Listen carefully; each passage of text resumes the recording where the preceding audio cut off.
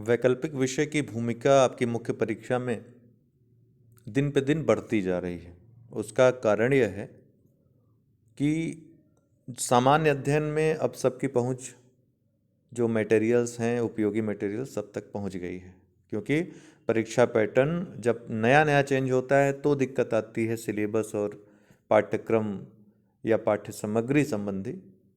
लेकिन जब इतने वर्ष बीत जाते हैं, परीक्षाओं के 3-4 परीक्षाएं हो जाती हैं, तब फिर वो समस्या का समाधान हो जाता है। कैसे प्रश्न आएंगे, कहाँ से आएंगे, सामग्री, ये सब मिल जाता है।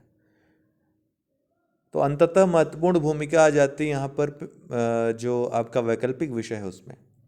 वैकल्पिक विषयों में आपने विगत वर्षों में देखा है, चाहे वो यूपीएससी एग्ज़ाम हो, बीपीएससी हो, यूपीपीसीएस हो, 100 150 अंकों का अंतर आ जाता है।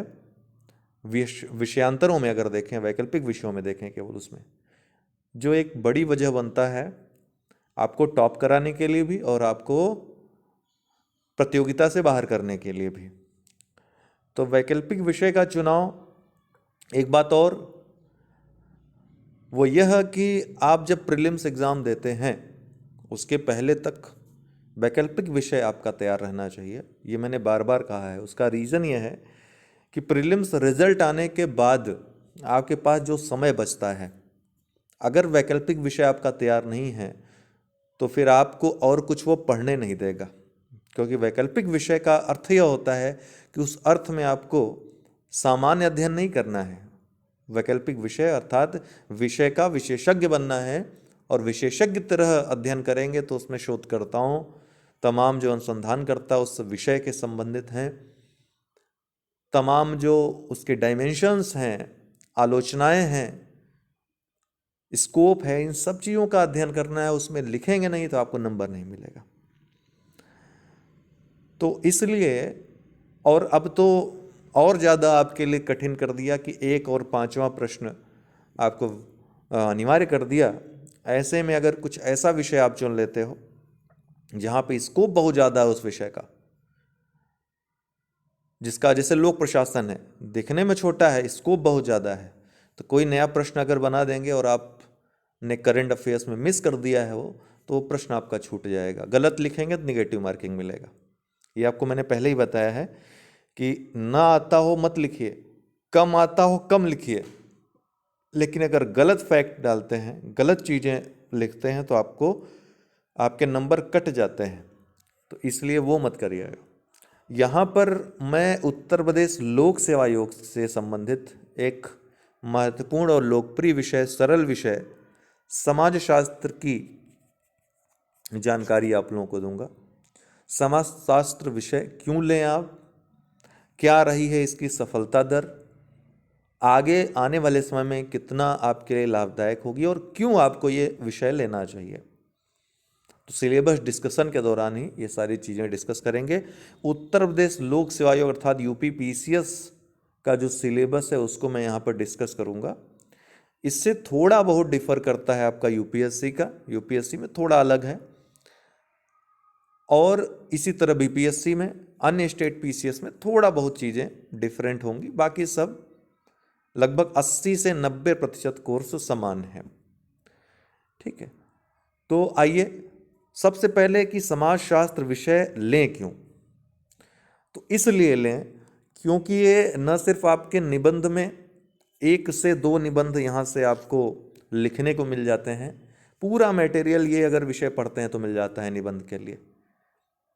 सोशल इश्यूज से जो आते हैं या फिर करंट कंटेम्प्रेरी इश्यूज से जो आते हैं प्रश्न, वो सब आपको यहाँ पर मिल जाते हैं। उनके तमाम डायमेंशंस जो होते हैं वो मिल जाते हैं।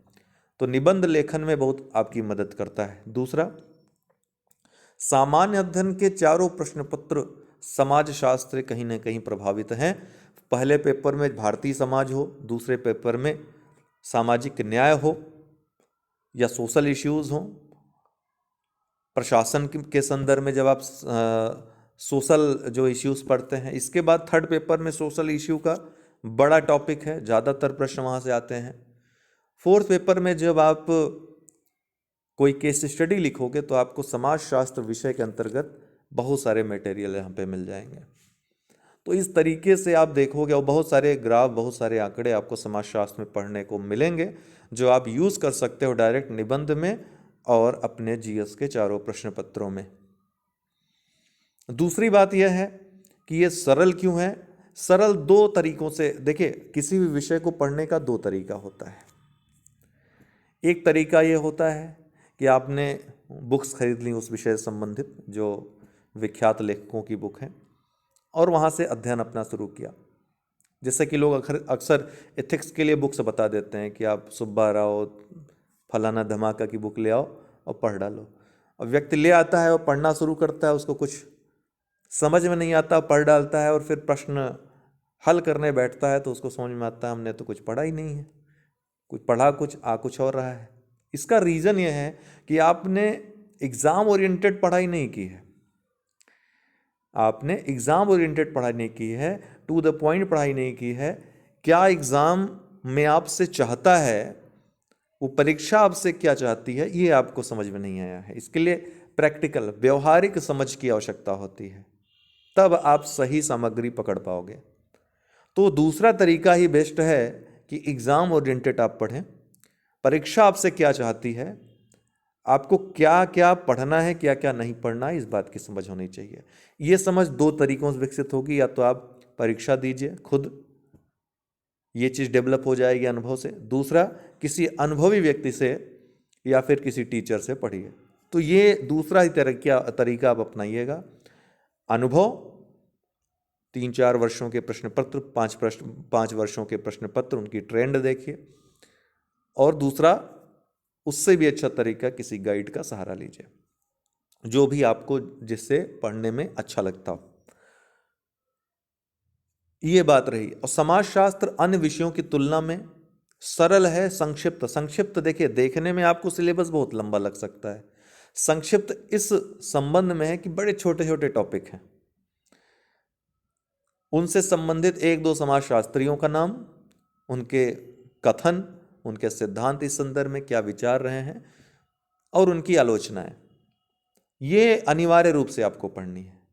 मतलब कोई सिद्धांत है तो किसने दिया, कोई डिवीजन है किसने किया, और उसकी आलोचना, ये आपको अपने दिमाग में रख के चलना है। कोई भी टॉपिक पढ़ना है, उस टॉपिक पे संबंधित सिद्धांत किसका है, सिद्धांत के बारे में तो पढ़ेंगे ही, किसका सिद्धांत है, और आलोचनाएं क्या क्या हैं। 1-2 आलोचनाएं साधारण सी, क्योंकि बहुत ज़्यादा लंबा लिखना नहीं रहता अब, तो आपके लिए तो आसान है। अब पहले जब आलोचनाएं पूछती थी तो 8, 10, 20, 25 जितनी आलोचनाएं लिखती, 600 शब्दों में लिखना होता था।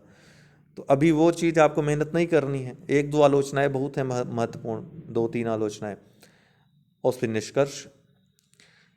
तो इस तरीके से, और उसको करंट अफेयर से जोड़ना, करंट के टॉपिक से जोड़ना, ये आपका हर प्रश्न में, चाहे पहला प्रश्न पत्र आप हल कर रहे हो या फिर दूसरा प्रश्न पत्र आप हल कर रहे हो, ये अनिवार्य रूप से आगे लेकर आपको चलना है। यदि समाजशास्त्र को एक विषय के रूप में आप पसंद करते हो, वैकल्पिक विषय के रूप में, 9453775039 ये व्हाट्सअप नंबर है। इस पे संपर्क करके आप वैकल्पिक विषय के कोर्स से हमारे जुड़ सकते हैं, टेलीग्राम पे जो चलता है। तो सामान्य समाजशास्त्र, ये खंड ए, प्रश्न पत्र 1, 2 प्रश्न पत्र होते हैं। पहले प्रश्न पत्र का खंड 1 का जो पहला खंड है वो सामान्य समाजशास्त्र, जनरल सोशियोलॉजी संबंधित है। इसमें क्या क्या बातें हैं। पहला, सामाजिक घटनाओं का अध्ययन एवं समाजशास्त्र के मूलभूत आधार, समाजशास्त्र का उद्भव एवं उसकी प्रकृति और अध्ययन क्षेत्र। तो समाजशास्त्र, कोई भी शास्त्र हो, कोई भी विज्ञान हो, कोई भी पद्धति हो, आवश्यकता आविष्कार की जननी है। जब किसी चीज़ की आवश्यकता होती है तब उसकी खोज होती है, तब उसका उद्भव होता है। इसी तरह समाजशास्त्र की जो उत्पत्ति हुई, जो उद्भव हुआ, उसके पीछे कोई न कोई कारण रहा होगा, शून्य में तो हुई नहीं होगी। तो वो कारण क्या थे, वो यहाँ पे बताते हुए समाजशास्त्र का उद्भव। ऐसा नहीं कि समाज का अध्ययन पहले नहीं किया जाता था। समाजशास्त्र के उद्भव के पहले समाजशास्त्र का उद्भव 1838 में हुआ एक विषय के रूप में, लेकिन समाज का अध्ययन वो प्राचीन समय से चल रहा है। अंतर सिर्फ इतना था कि समाज का जो अध्ययन होता था वो किसी और विषय के अंतर्गत होता था, दर्शन शास्त्र के अंतर्गत, राजनीति शास्त्र के अंतर्गत, इतिहास के अंतर्गत। लेकिन यहां से जो उद्भव की बात होती है तो समाजशास्त्र का एक स्वतंत्र विषय के रूप में उद्भव की बात होती है। इसके पीछे यूरोप में हम जाते हैं। यूरोप में चूंकि समाजशास्त्र का जन्म होता है, यूरोप में 3 महत्वपूर्ण घटनाएं घटती हैं उस समय। उसमें पुनर्जागरण का दौर चल रहा होता है और जो धर्म पे आधारित यूरोपीय समाज था वो धीरे धीरे तार्किक बातें करने लगता है, कार्य कारण की बात करने लगता है कि किसी घटना के पीछे वो धर्म न कारण होकर के कोई और कारण है, उस कार्य कारण की बात होने लगती है, तार्किकता जन्म लेती है। तमाम बौद्धिक लोग सामने आते हैं, लॉक, रूसो जैसे, मॉन्टेस्क्यू जैसे, जो अपने विचारों से तर्कणा को जन्म दे देते हैं। ये तर्कणा समाज में विरोधाभास उत्पन्न करती। क्यों? क्योंकि फिर जो बदलाव आता है उसका जो रूढ़िवादी लोग होते हैं, प्रत्येक समाज में होते हैं, वो उसका विरोध करना प्रारंभ कर देते हैं। दूसरा विरोधाभास उत्पन्न होता है जब फ्रांसीसी क्रांति आती है। फ्रांसीसी क्रांति होती है, वहाँ पे क्या था कि पादरी, सामंत, ये सभी राजा के चहेते होते थे। राजा अपने आप को ईश्वर का वरदान समझता था। ईश्वरत्व की व्याख्या राजा से की जाती थी कि राजा ईश्वर का प्रतिनिधि है। उसके नीचे 3 वर्ग थे, एक पादरी, दूसरा सामंत, और जो अंतिम पायदान पे थी वो साधारण जनता थी। पादरी धर्म के इन मामलों में सर्वश्रेष्ठ होता था। पादरी को सर्वोच्च स्थान प्राप्त था समाज में। लेकिन सामंत जो होते थे, ये प्रशासनिक कार्यों का, जो जनता से सीधे जुड़े लोग होते हैं, जनता पे जो शासन करते थे डायरेक्ट, प्रत्यक्ष रूप से, वो सामंत करते थे। कर वसूली हो, राजस्व वसूली हो, वो सामंत किया करते थे। अंततः एक ऐसी स्थिति आती है कि लुई 16वां जो वहाँ का राजा था, अकाल पड़ता है, अर्थव्यवस्था चौपट हो जाती है, राजकोष खाली हो जाता है। लेकिन उसकी विलासिता जब संकट पड़ने लगती है, जब विलासिता पूर्ण जो कार्य थे उसके वो उसमें व्यवधान उत्पन्न होते हैं, तब वो जनता पे अतिरिक्त कर लगा देता था। तो जनता तो वैसे ही जूझ रही थी आर्थिक संकट से, ऊपर से उसने कर ज़्यादा लगा दिया। इससे जनता आक्रोशित तो पहले से ही थी। यहाँ पे फिर आंदोलन शुरू हो जाता है और आंदोलन क्रांति में बदल जाती है। और इस क्रांति से जो 10 वर्षों तक ये क्रांति चली, फ्रांसीसी क्रांति, यहीं से स्वतंत्रता, समानता, बंधुत्व जैसी अवधारणाएं, जो मानव अधिकार की सर्वोच्च अवधारणाएं हैं, वो जन्म लेती हैं। यहाँ भी विरोधाभास ये 10 वर्षों तक चला, जो कि समाज से ही उत्पन्न हुआ था। वहाँ की जो सामाजिक व्यवस्था थी, स्तरीकरण था, समाज विभिन्न स्तरों में बटा हुआ था, वो कारण था। तीसरी एक व्यवस्था औद्योगिक क्रांति इंग्लैंड में जो हुई, उसने व्यापक स्तर पर परिवर्तन किए। एक नए वर्ग के रूप में पूंजीवादी वर्ग का उत्पन्न हुआ और उत्पत्ति हुई, और पूंजीवादी वर्ग के विरोधाभास के फलस्वरूप श्रमिक वर्ग की उत्पत्ति हुई। पूंजीवादी समाज, जो पूंजीवती वर्ग थे, वो जहाँ ज़्यादा से ज़्यादा उत्पादन हो, ज़्यादा से ज़्यादा लाभ हो, इस पे केंद्रित उनके विचार थे। वहीं पर श्रमिक वर्ग, उसका किसी चीज़ पर कोई अधिकार नहीं था सिवाय उसके श्रम पे। जो उसका शारीरिक श्रम था, केवल उसी पे बेचारे का अधिकार रह गया था, न तो उसका उत्पादन के साधनों पे, न तो उत्पाद पर कोई नियंत्रण नहीं था। तो यहाँ से श्रमिकों का शोषण भी स्टार्ट होता है। काम के घंटे बढ़ा दिए जाते हैं, मजदूरी नहीं बढ़ाई जाती है।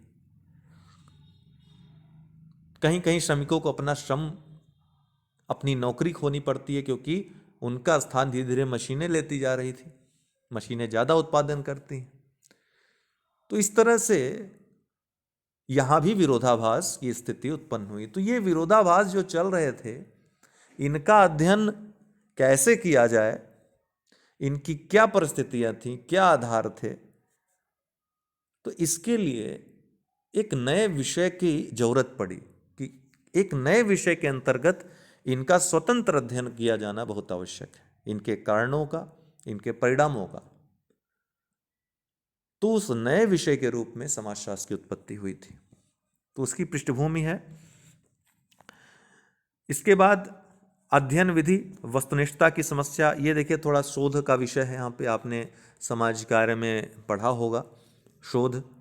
तो वस्तुनिष्ठता की समस्या, सामाजिक विज्ञानों में मापन संबंधी विचार, निदर्शन। समाजशास्त्र में वस्तुनिष्ठता की समस्या सबसे बड़ी समस्या है, क्योंकि व्यक्ति समाज से प्रभावित होता है, उसकी अपनी भावनाएं भी होती हैं। कोई भी शोध वाला व्यक्ति हो, आप प्रयोगशाला में शोध कर रहे हैं दो केमिकल के साथ, तो बात वहाँ वस्तुनिष्ठता तो हो सकती है, लेकिन जब आप एक सामाजिक शोधकर्ता के रूप में समाज का अध्ययन करते हैं, तो फिर वहाँ पे धर्म, आपकी जाति, आपके विचार कहीं न कहीं आपके शोध में अवरोध उत्पन्न करेंगे, जिससे वस्तुनिष्ठता की समस्या उत्पन्न होगी। वो समस्याएं कैसी हैं, उनको कैसे दूर किया जा सकता है, क्या क्या समस्याएं आती हैं, क्या क्या कारक हैं, ये देखना है।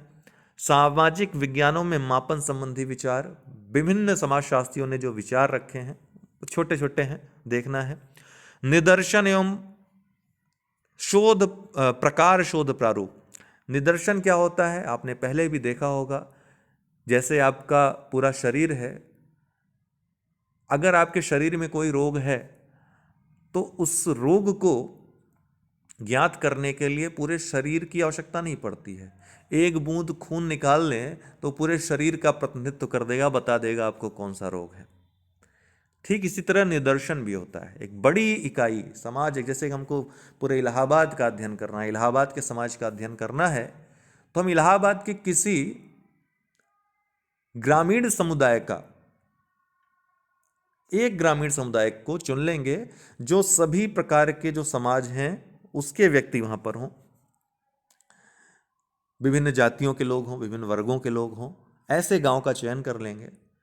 तो यदि ऐसा चयन हम कर लेते हैं तो फिर ये पूरे इलाहाबाद के जो बृहद समूह है उसका ये प्रतिनिधित्व करेगा। जो परिणाम हमको उस एक गांव के संदर्भ में मालूम होगा, वही परिणाम पूरे बृहद समुदाय के लिए भी सही होगा। इसी आधार पे ओपिनियन पोल वगैरह जो किए जाते हैं, इसी आधार पे किए जाते हैं। ओपिनियन पोल आता है ना, ये 24 करोड़ जो जनसंख्या है इसका थोड़ी ना होता है, कुछ लोगों को सैंपल के रूप में, सैंपलिंग इसको कहते हैं इंग्लिश में, निदर्शन है ना। इसकी अन्य जो प्रणालियां हैं, तथ्य के संकलन की प्रणालियां हैं। तथ्य क्या होते हैं, तथ्य के संकलन की प्रणालियां, अवलोकन, साक्षात्कार, अनुसूची, प्रश्नावली, बहुत आसान आसान चीज़ें हैं। एक बार पढ़ लेंगे कभी भूलेंगे नहीं, और एक बार प्रयोग कर लेंगे अपने घर में ही तो भी कभी ये भूलेगा नहीं। मैं बताऊंगा कैसे प्रयोग करना है। फिर सैद्धांतिक परिप्रेक्ष्य है, प्रकार्यवाद में रेडक्लिफ ब्राउन, मैलिनोस्की और मर्टन के विचार पढ़ने हैं। संघर्ष सिद्धांत, कार्ल मार्क्स और राल्फ डैरेंडॉर्फ और लेविस कोजर के संघर्ष सिद्धांत पढ़ने हैं। प्रतीकात्मक अंतःक्रियावाद पढ़ना है, कूले, मीड, ब्लूमर का। संरचनावाद पढ़ना है, लेवी स्ट्रास, SF नाडेल, पार्सन्स और मर्टन का।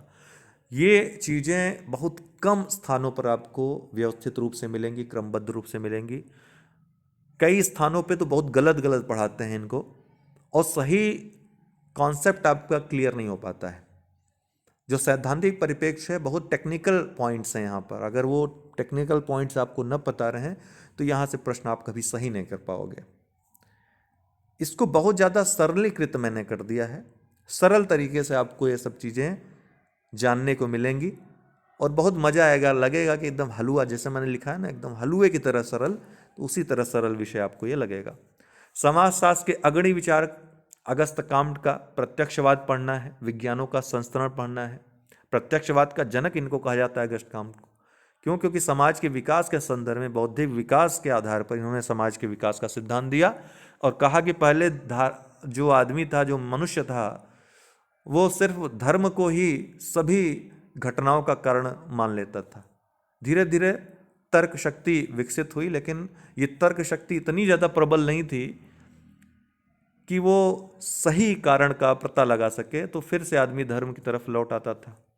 लेकिन फिर प्रत्यक्षवाद, जो प्रत्यक्षवादी स्तर आया, यहाँ पर व्यक्ति कार्य कारण की खोज करने में सफल हुआ और इस तरह से विज्ञानवाद का शुरुआत हुआ, प्रत्यक्षवाद का शुरुआत हुआ। प्रत्यक्षवादी स्तर जो आधुनिक स्तर है समाज का, जहाँ पे किसी भी कारण को यूं ही नहीं धर्म से या किसी अन्य चीज से जोड़ दिया जाता है, बल्कि उसका अवलोकन किया जाता है, निरीक्षण परीक्षण किया जाता है, तर्क वितर्क किया जाता है, तथ्य संग्रहण किया जाता है, वर्गीकरण किया जाता है, फिर निष्कर्ष पे आते हैं कि इसका क्या कारण होगा।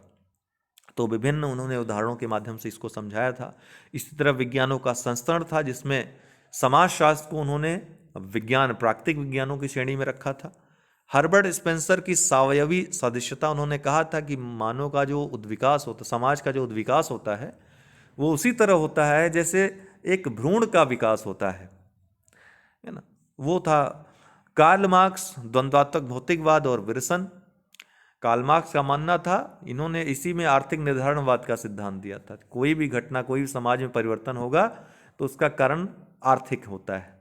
आर्थिक कारण को इन्होंने एकमात्र कारण बताया था। तो आर्थिक निर्धारणवाद के बारे में इनको कहा जाता है, उसका जनक कहा जाता है, और इसकी बड़ी आलोचना भी होती है।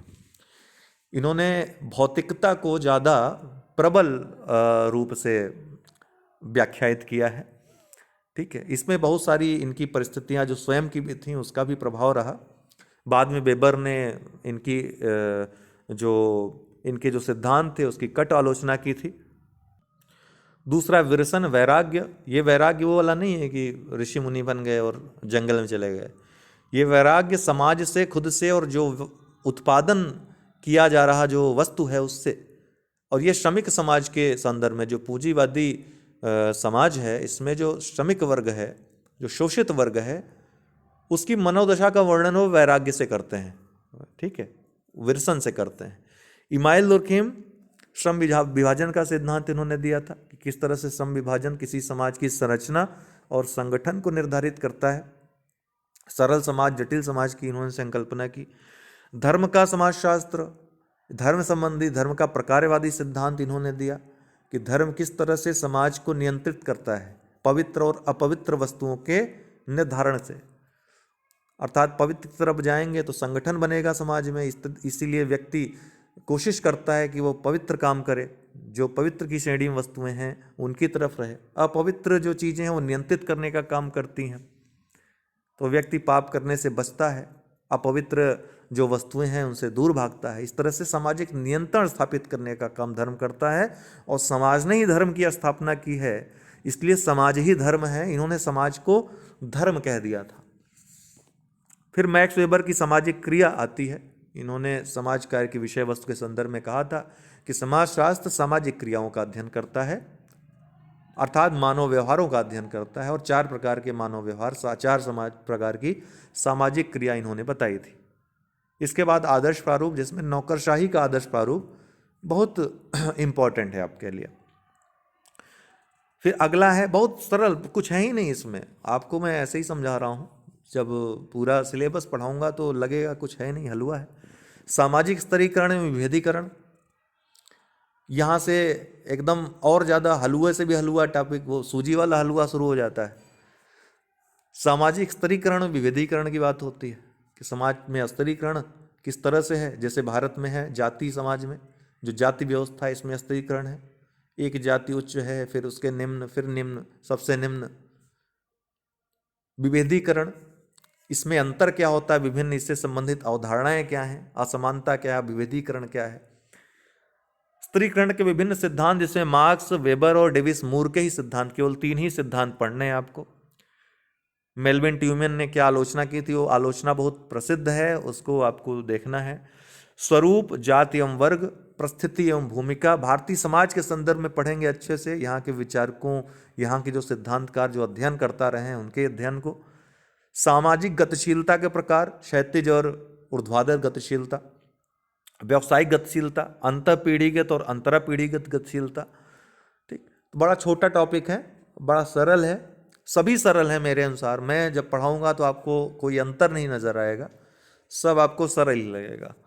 फिर खंड ब में आपको विवाह, परिवार, नातेदारी, विवाह के प्रकार, स्वरूप, सामाजिक विधानों का प्रभाव, परिवार की संरचना, प्रकार क्या हैं, परिवार के बदलते प्रतिमान क्या हैं, वर्तमान स्वरूप जो है वैश्वीकरण, उदारीकरण के संदर्भ में, और विभिन्न जो विवाह के नए नए विवाह के वैकल्प के रूप में नई नई व्यवस्थाओं का जन्म होता है। सेरोगेसी प्रथा हो गई, समलैंगिकता हो गई, सहवास हो गया। तो इन सब व्यवस्थाओं के आलोक में समाजशास्त्र के अंतर्गत आप पढ़ेंगे कि परिवार व्यवस्था का विघटन किस तरह हो रहा है और इसका भविष्य क्या होगा, विभिन्न समाजशास्त्रियों के विचारों के आलोक में। लिंग भेद की भूमिका, यहाँ से आपको आपके निबंध के लिए और फर्स्ट सेकंड थर्ड पेपर जो है उसके लिए टॉपिक मिलना स्टार्ट हो जाएंगे।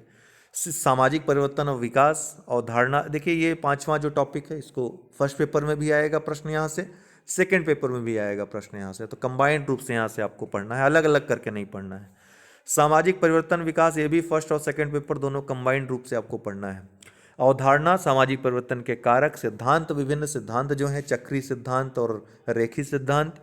सामाजिक आंदोलन एवं परिवर्तन, सामाजिक नीति एवं विकास में राज्य का हस्तक्षेप, ग्रामीण रूपांतरण की रणनीतियां, सामुदायिक विकास कार्यक्रम भारत के विशेष संदर्भ में, समन्वित ग्रामीण विकास कार्यक्रम भारत का, ग्रामीण युवाओं हेतु स्वयं रोजगार तथा जवाहर रोजगार योजना, समावेशी विकास एवं सतत विकास, मनरेगा को भी आप यहाँ पर पढ़ेंगे।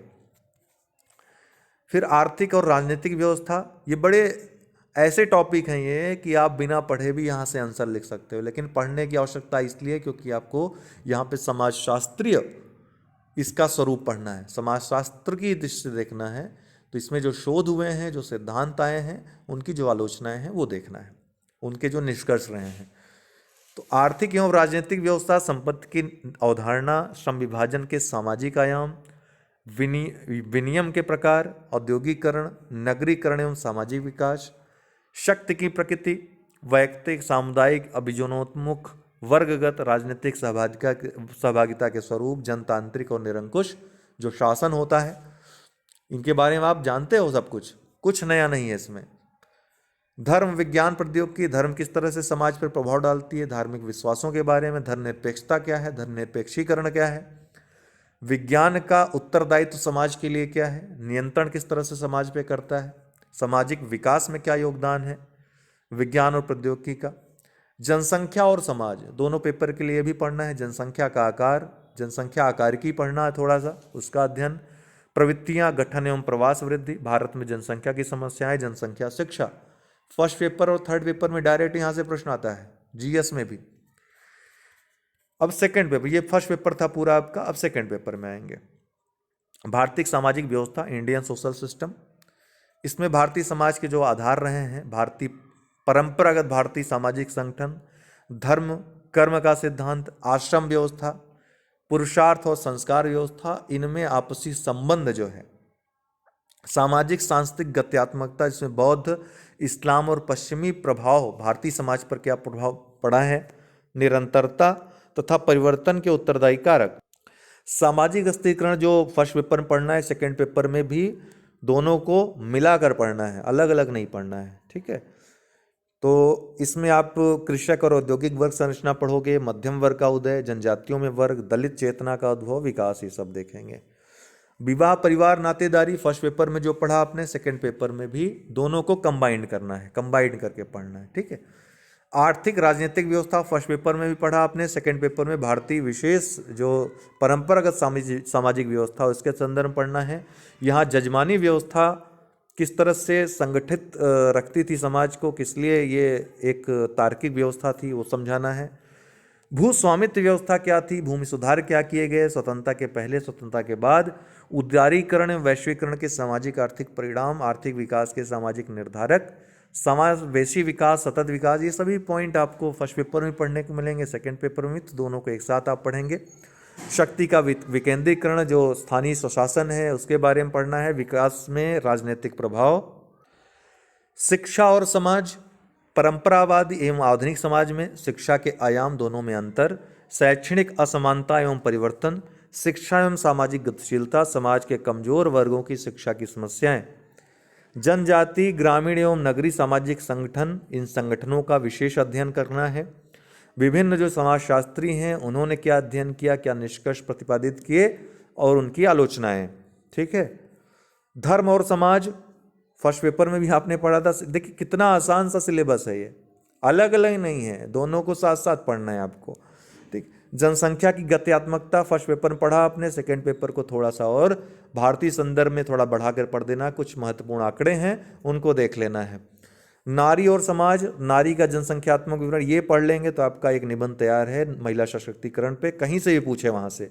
ठीक है। नारी विमर्श हो गया, उनकी परिस्थिति में परिवर्तन, विशिष्ट समस्याएं, दहेज, अत्याचार, भेदभाव, नारी एवं बच्चों के कल्याण संबंधी कार्यक्रम, घरेलू हिंसा अधिनियम 2005, कार्यस्थल पर यौन उत्पीड़न 2013। परिवर्तन एवं विकास के आयाम, ये अंतिम टॉपिक है सेकंड पेपर का। सामाजिक परिवर्तन, ये भी आपने फर्स्ट पेपर में देखा, उसी को आगे बढ़ाते हुए थोड़ा सा भारतीय संदर्भ में।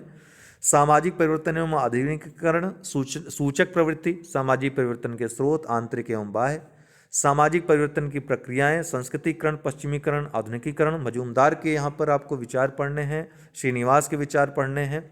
परिवार परिवर्तन के प्रेरक, जनसंचार, शिक्षा एवं संप्रेषण, आधुनिकीकरण एवं नियोजित परिवर्तन की समस्याएं, नियोजन की वैचारिक एवं रणनीति, पंचवर्षीय योजनाएं, गरीबी उन्मूलन के कार्यक्रम, पर्यावरण, बेकारी और नगरीय विकास के कार्यक्रम, सामाजिक सुधार आंदोलन, कृषक, पिछड़ा वर्ग, महिला एवं दलित के विशेष संदर्भ में। देखिए अब जीएस के टॉपिक्स आपको कितने यहाँ पर मिल गए, पूरा जीएस ही जीएस अगर सिद्धांतकारों को निकाल दें तो। इसलिए ये एक बहुत ही सरल विषय है।